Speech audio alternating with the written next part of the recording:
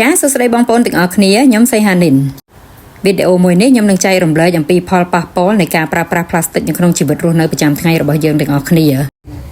ដែលយោងតាម Facebook Page ផ្លូវការរបស់ក្រសួងបរិស្ថានដែលបានចុះផ្សាយនៅថ្ងៃទី10ខែមករាឆ្នាំ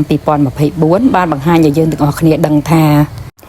ការដែលយើងប្រើប្រាស់ផ្លាស្ទិកប្រចាំថ្ងៃហ្នឹងគឺអាចបង្កជាសំណល់ផ្លាស្ទិកនេះឯងដែលទៅបំផ្លាញបរិស្ថានណាដូចជាការបំពុលខ្យល់ហើយការបំភាយឧស្ម័នផ្ទះកញ្ចក់បងប្អូនទាំងអស់គ្នាមិនតែប៉ុណ្ណោះណាវាធ្វើឲ្យប៉ះពាល់ដល់សុខភាពមនុស្សសត្វយ៉ាងខ្លាំងបងប្អូនទាំងអស់គ្នាហើយបើយើងប្រើប្រាស់កាន់តែខ្លាំងណាផ្លាស្ទិកហ្នឹងនឹងបង្កទៅជាពពួកមីក្រូផ្លាស្ទិកកាន់តែច្រើនដែលជាហេតុធ្វើឲ្យមានផលប៉ះពាល់ទៅដល់ជីវៈចម្រុះជាច្រើនដែលនៅក្នុងសមុទ្រនិងមហាសមុទ្របងប្អូនទាំងអស់គ្នាហើយបងប្អូនទាំងអស់គ្នាដឹងអត់ផ្លាស្ទិកដែលយើងប្រើរាល់ថ្ងៃហ្នឹងគឺមានថង់ច្រកម្ហូបអាហារចំណីផ្សេង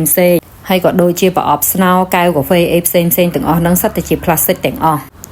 ពេលដែលយើងប្រើគឺយើងអត់ចាប់អារម្មណ៍ពីផលប៉ះពាល់របស់វាទេប៉ុន្តែផ្លាស្ទិកបានបង្កផលប៉ះពាល់យ៉ាងខ្លាំងដល់សុខភាពរបស់មនុស្សនិងសត្វបងប្អូនទាំងអស់គ្នាបើសិនជាយើងយកទៅច្រកម្ហូបអាហារក្តៅគឺវាធ្វើឲ្យមានផលប៉ះពាល់បង្កជាជំងឺមហារីកជំងឺទឹកនោមផ្អែមនិងជំងឺកាចសាហាវផ្សេងទៀតបងប្អូន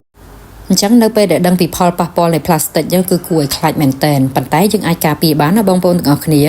សម្រាប់ខ្ញុំរាល់ពេលទៅផ្សារខ្ញុំតែងតែយកកន្ត្រកឬមួយក៏ថង់បរិស្ថានទៅខ្ញុំព្យាយាមកាត់បន្ថយការប្រើប្រាស់ផ្លាស្ទិកតាមដែលអាចធ្វើទៅបានណាបងប្អូនទាំងអស់គ្នាហើយបើចង់ញ៉ាំភេសជ្ជៈនៅខាងក្រៅគឺខ្ញុំយកកំប៉ុងកាហ្វេទៅបើមិនអញ្ចឹងទេខ្ញុំឲ្យគាត់ដាក់កែវថ្មមកដោយមិនបាច់ប្រើតាយោទេសាច់ខ្ញុំប្រើស្លឹកចេកឬស្លឹកឈូកមកខ្ចប់មកបន្លែខ្ញុំដាក់ចូលក្នុងថង់បរិស្ថានមកទៅដល់ផ្ទះយើងអាចយកកញ្ច្រែងមកដកចេញមកហើយយើងលាងសម្អាតទៅគឺស្អាតហើយបងប្អូនទាំងអស់គ្នាជាជាងយើងប្រើប្រាស់ផ្លាស្ទិកពេលយើងប្រើប្រាស់ផ្លាស្ទិកគឺប៉ះពាល់សុខភាពយ៉ាងខ្លាំងអញ្ចឹងចាំកាលទៀតចូលរួមការពារបរិស្ថានទាំងអស់គ្នាបងប្អូនចាអរគុណបងប្អូនទាំងអស់គ្នាដែលបានចូលមើលហើយសូមកុំភ្លេចចុច like និងចុច subscribe ដើម្បីទទួលបានវីដេអូថ្មីដែលតាក់ទងទៅនឹងជីវិតរបស់ស្ត្រីមេផ្ទះក្នុងការការពារបរិស្ថានដោយការ